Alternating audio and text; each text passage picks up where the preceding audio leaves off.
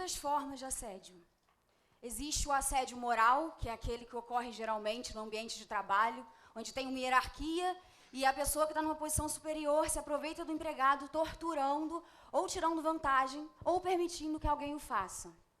Existe o assédio psicológico, que também é considerado assédio moral, que funciona como um comportamento intermitente de terror, ameaça, pânico, para causar preocupação, para confundir a autoestima do assediado.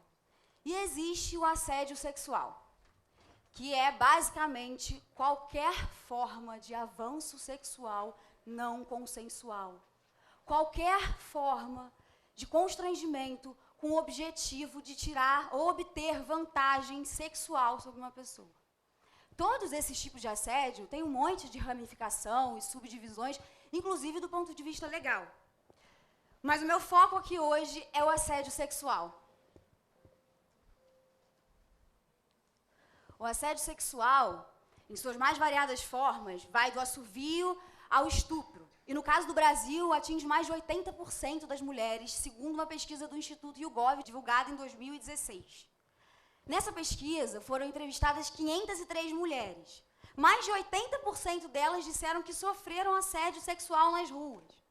77% assovios, 57% comentários de cunho sexual, 47% olhares insistentes, 44% já tiveram seus corpos tocados, 39% já foram xingadas, 37% já tiveram homens se exibindo para elas e 8% já foram estupradas em locais públicos. Uma outra pesquisa realizada pelo blog Think Olga, pela campanha Chega de Fio-Fio, que era contra o assédio nos espaços públicos, de 7.766 mulheres, ou 7.762 mulheres, 99,6% já sofreram assédio em locais públicos. Aí, existe um pensamento apaziguador que tenta colocar o assédio sexual de forma ponderada e afirma que todas essas formas de constrangimento aqui citadas não são assédio sexual. Mas isso é um equívoco.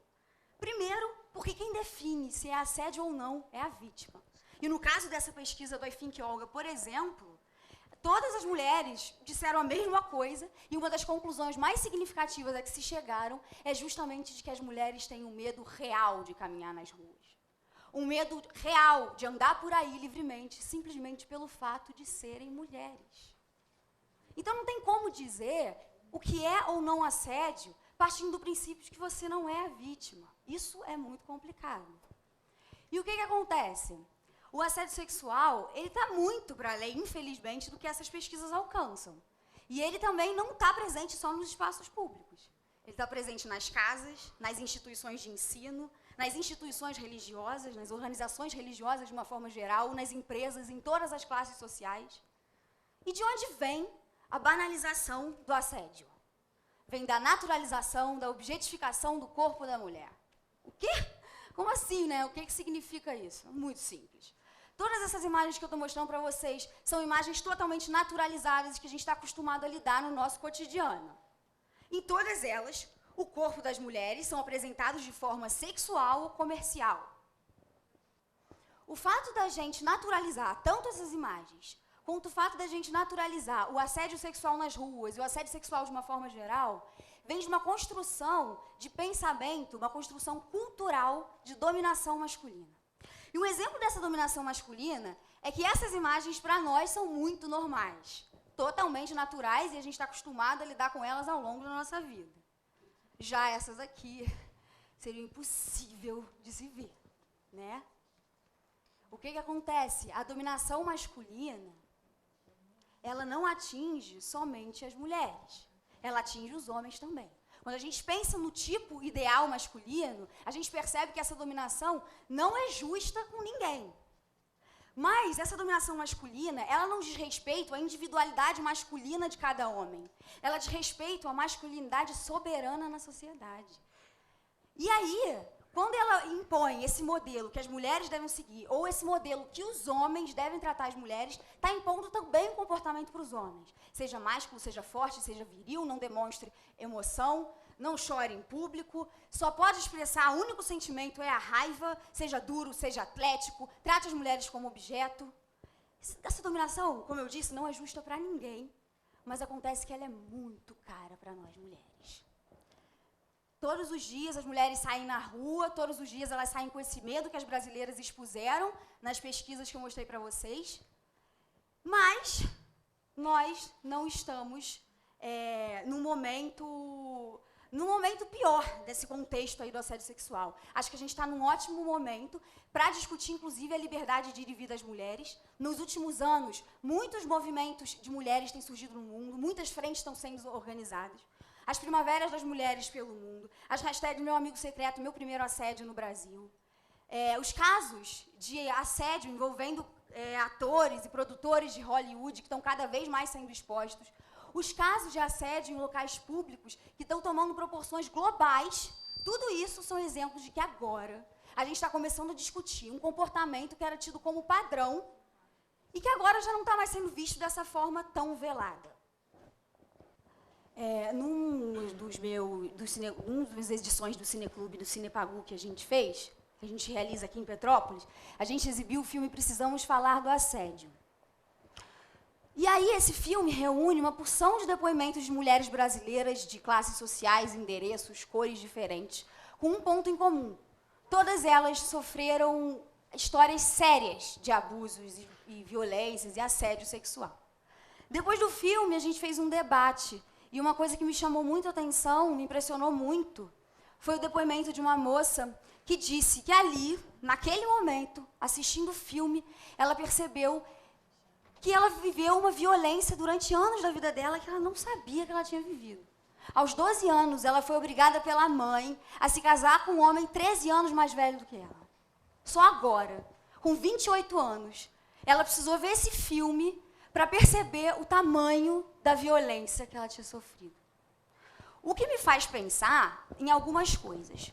Primeiro, no tanto que a gente precisa avançar no Brasil em relação ao resto do mundo. Porque, assim, no resto do mundo tem soluções legais sendo pensadas para esse tipo de violência sexual. Aqui no Brasil, as coisas estão caminhando a passos lentíssimos, né?